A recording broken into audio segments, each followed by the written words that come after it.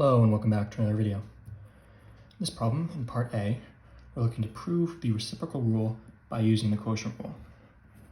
So we're looking for the derivative of 1 over g of x.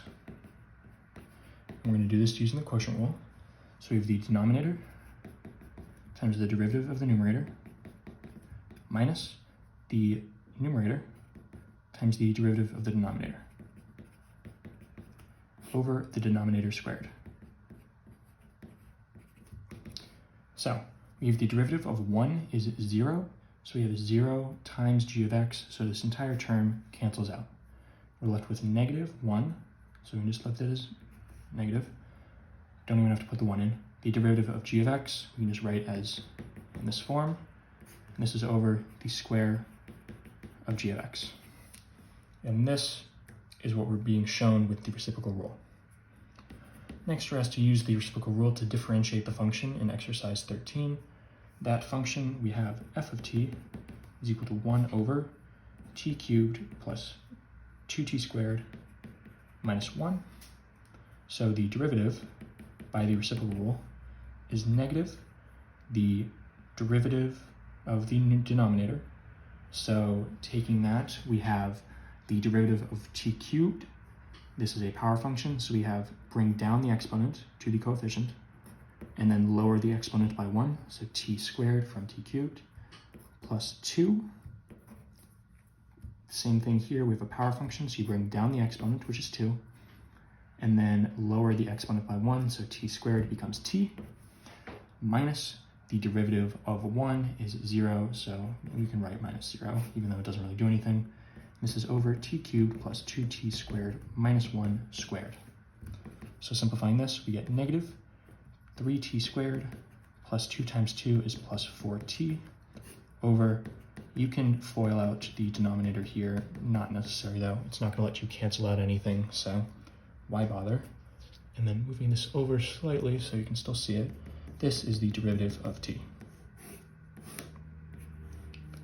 All right, and we can, might as well circle this since this was our conclusion from part A. Now, in part C, we're using the reciprocal rule to verify that the power rule is valid for negative integers. So d dx, and then we're going to use the reciprocal rule, and that is, we're going to use that because x to the negative n, when you want to bring something into the denominator, you multiply its exponent by negative 1. Same thing if it was in the denominator and you wanted to bring it into the numerator, you'd multiply its exponent by negative 1. So here we have x to the negative n times negative 1 is n times 1, the negatives cancel each other. Negative n times negative 1 is n, so you have 1 over x to the n.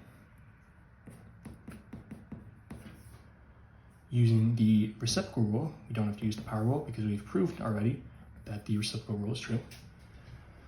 We have 1 over g of x, right? So we're looking at the derivative of this is negative the derivative of x to the n, power function. So we have we bring down the exponent, minus n, and then the new exponent is n minus 1. You subtract 1 for your new exponent, and this is over the denominator squared.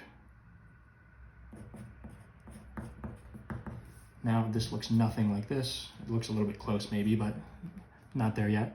So we have minus n times x to the n minus 1 over x to the n squared. When you're taking a power to a power, you multiply them, so this is x to the 2n. Then we can use the quotient rule, not the quotient rule for derivatives, but the quotient rule for exponents, which says when you're dividing two things with the same base, you can subtract their exponents. So this is x to the n minus 1 minus 2n. And this is equal to negative n x to the n minus 2n is negative n minus 1. And this is what we were looking for, which means that C has been proven. As always, thank you for liking and subscribing, and I'll see you in the next video.